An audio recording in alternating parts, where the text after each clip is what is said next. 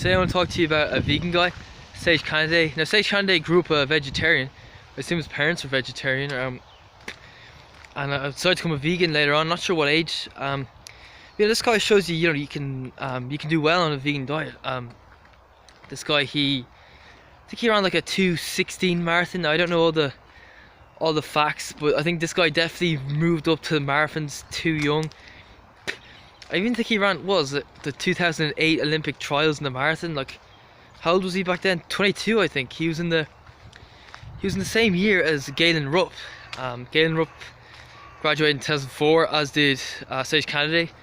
Galen Rupp was born in 1986, so he'll be 33 this year, and as would Sage Kanaday. But thing is, yeah, so I assume he's maybe that age, maybe a year older at the most.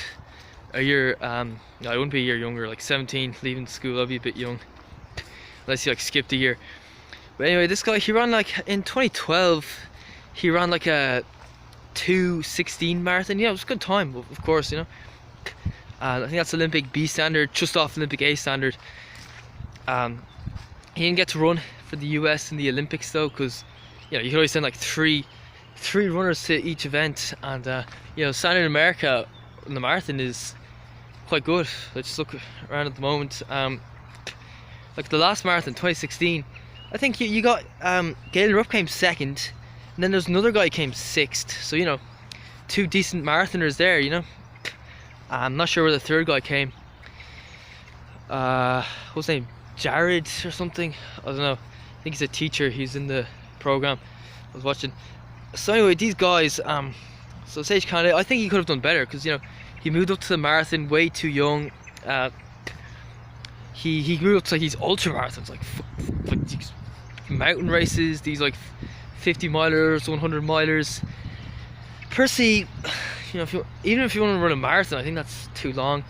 I don't know, maybe I'm wrong. Like I've no experience of running those type of distances, racing over those type of distances. But personally, I think he could have done better if he stuck to like 5k and 10k in the track for longer.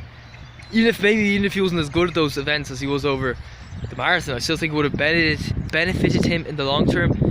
Give him that speed, that strength to slowly build up, then maybe hit half marathons, full marathons.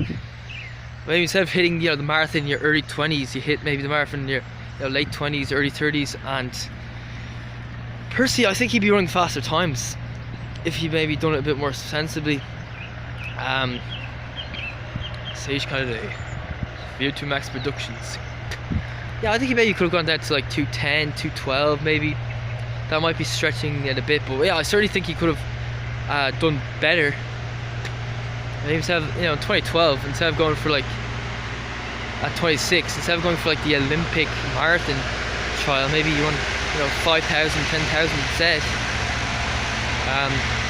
Who knows? Maybe it doesn't make that big a difference, because there's some very successful runners out there running who went to the marathon like very young. There's an Australian guy in the 80s. What was his name? Fuck. He had the mustache. Man, I forget his name. Jesus. Let me think. I'm gonna pause the video. Rob De Castella is his name. Jeez, I can't believe I forgot there for a moment. His name should come off the tip of my tongue, so to speak. But this guy, he ran a 2:07:51 at the 1986 Boston Marathon, I think, which was a world record at the time. He moved up to the marathon like, was it 22? Even if he moved up at a later stage, it'd be kind of hard to say would he run much faster if that's a world record.